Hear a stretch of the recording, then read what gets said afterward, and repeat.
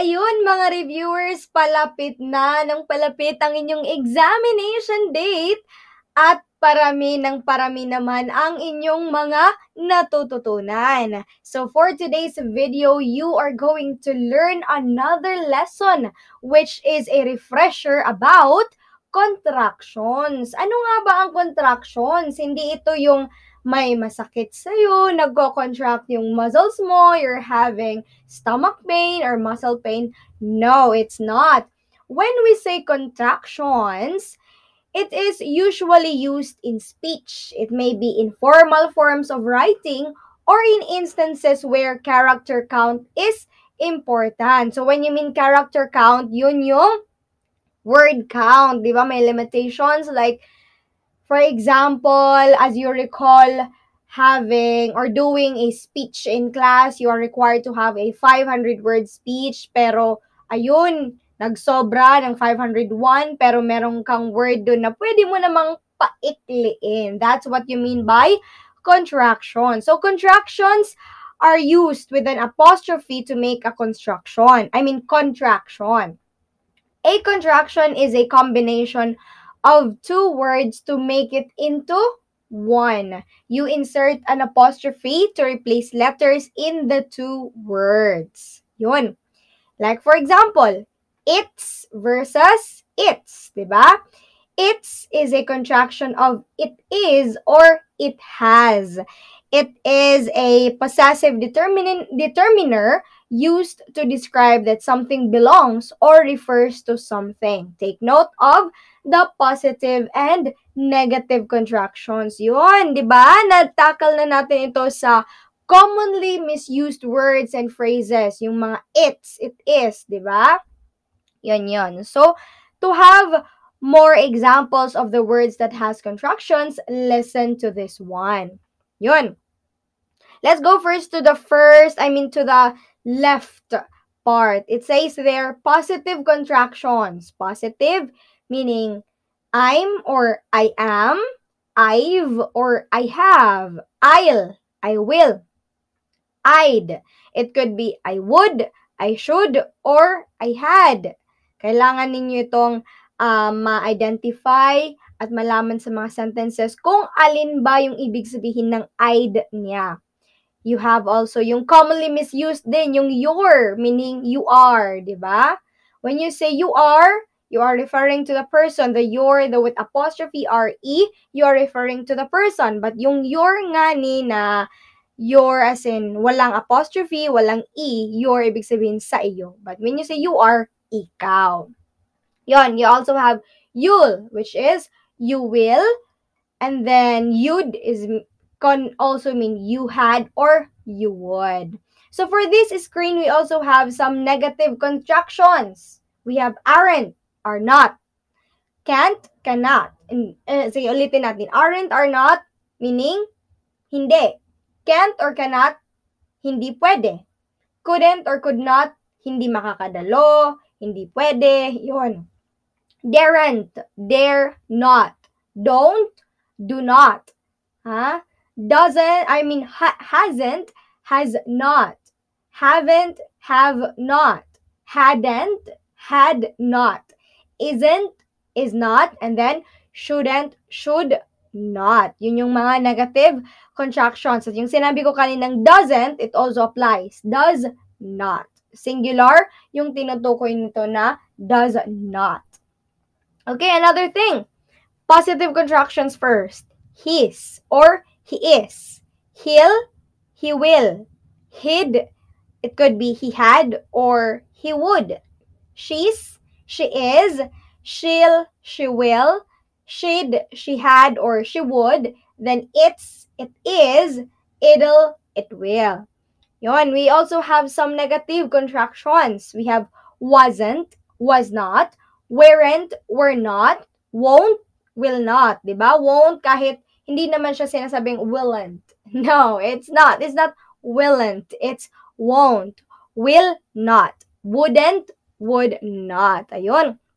So, ang ibig sabihin lamang nito sa negative contractions ay halos lahat ng mga words ay merong N apostrophe T. When merong N apostrophe it only means that it is a negative construction. When you say negative, meaning hindi pwede, no. Di ba? That's it. Ayun, more positive contractions. We also have we're, we are. Di ba? This is also commonly misused word, yung we're. Kasi may we're na, yung were, di ba? Meaning past tense ng are.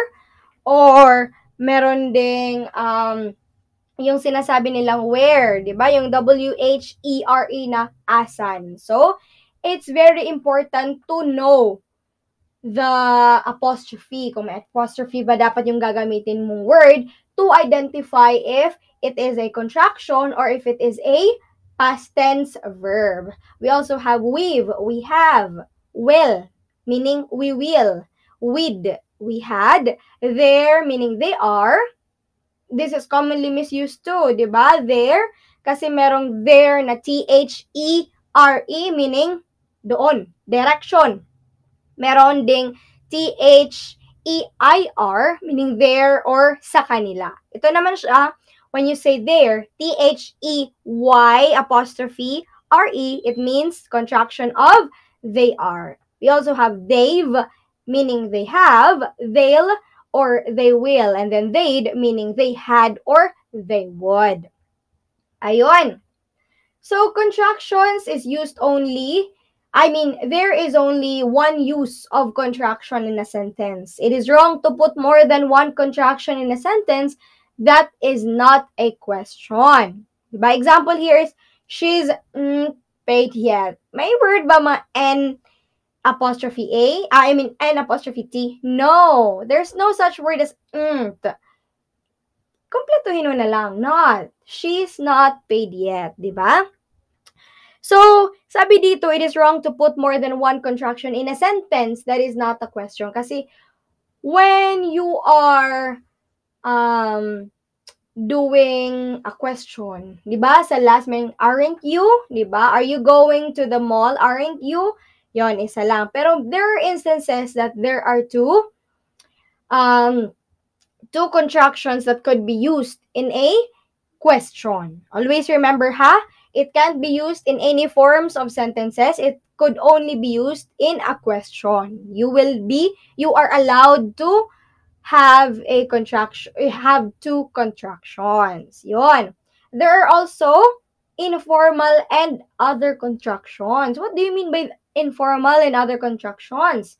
Yon. So let's go deep to this. Yon. We have informal contractions. Ain't, am not, are not, is not. Diba? Ain't.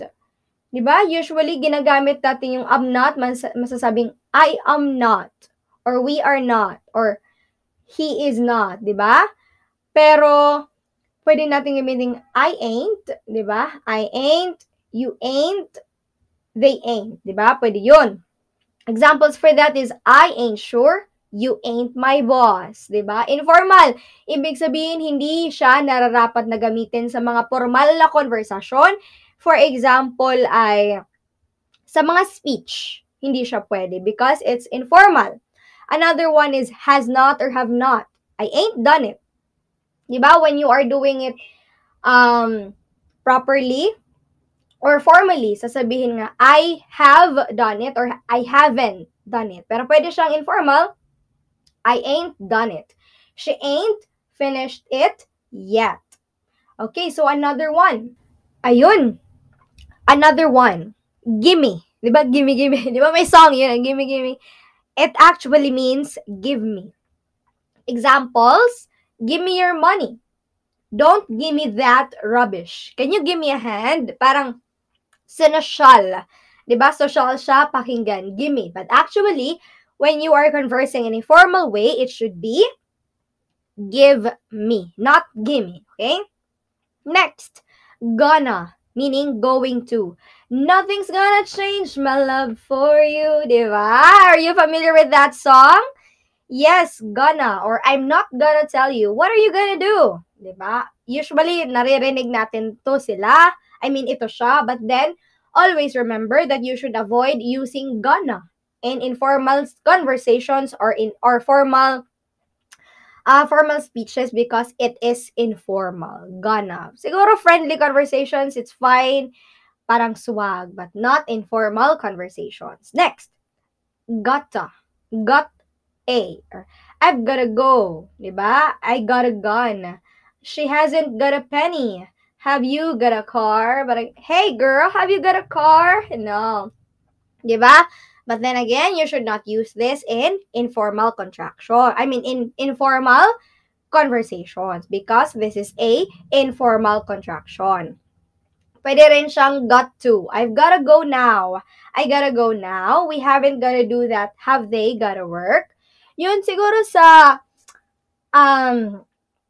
when you are writing a speech, diba, there is a, parang red line sa Microsoft Word when you misspell the word or you used the wrong type of word. You should also, consider that because it also, spots informal contractions that should not be used.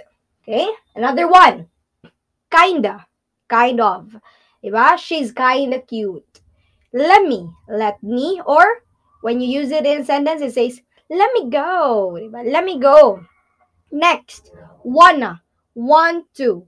I wanna go home. Wanna, it could also be, I want a. I want a coffee. Diba? Another one, whatcha or what are you? We often hear this too. What you going to do?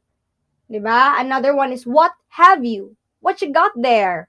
Yeah. Or who saw ya? See ya. Diba? See ya. It means you. So again, it's fine when you use these contractions. It is valid, but then you should not use this in formal conversations kasi dapat sa formal conversations you are prim and proper, di ba? Because it could be you're talking to a lot of audience or to busy clients or busy people na parang para sa kanila it's inappropriate. Yon. Another one. We have here other contractions. So this is not informal anymore, ha? Parang two additional information. Here's or here is, how'd, how did, or how would. Examples for this is, here's your meal. Then, how'd you feel yesterday? How'd she react if you told her? House. Hindi to yung bahay ha. House. H-O-W apostrophe S. House. How does or how is. How's he got to school? How's your wife? Then we also have that'll or that will. That'll be $10, please. Diba? That will, that'll. Next, that's or that is. That's my car. There'll or there will. There'll be nobody here tomorrow. There's. There is. Or when you use it, there's a taxi. Then what'll. Diba? This could be uncommon, the word what'll, but there is really a word what'll, or short for what will, diba? What'll people think? Yon, another one. What's or what has or what is. Nobody understands what's happened. Then what's the matter? Next, when's or when is. When's the wedding? Where's, where is, where's the cinema? Who'd, who would, or who would like ice cream? I mean, who'd like ice cream? Who'll or who will. I don't know who'll be there, di ba? Whole. Ayusin yung pagkaka-pronounce whole, hindi siya whole. Kasi iba yung whole. Yung whole na, it could be whole na pangkalahatan or lahat, or whole na yung butas. Whole. Okay? Then whose. Who is. That's Matt who's living. Diba? That's Matt who's living. Who's your teacher? Oh, as you notice, that's Matt who's living. Dalawang conjunctions. That is Matt who's living, or that is Matt who is living. Yon, diba? Siguro, there could be instances wherein contractions, two contractions could be used in a sentence or in a question, but you should not overdo it. Siguro to be safe, let's not put a lot of contractions in one sentence. Parang, pinoportray niya na lazy yung tao. Bakit? Or siguro nagpapaastig, whatever. But then, it's okay to use two contractions, but let's not overdo it. Ayun. So that ends our video about contractions. I hope you learned something. Always remember that when you use contractions, it could be a positive or negative one.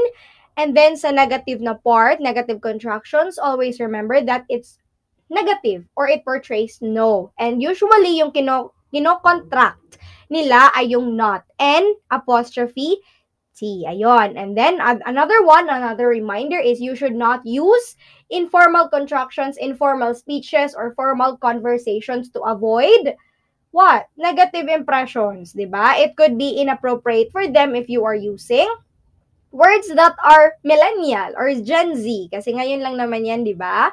And then also, for the other contractions, always remember that there are other words na contracted but then hindi natin masyadong ginagamit. Yun. So, that's it. I hope you have learned something with our video. Good luck with your examinations and see you on our next video. Thank you for listening and thank you for watching.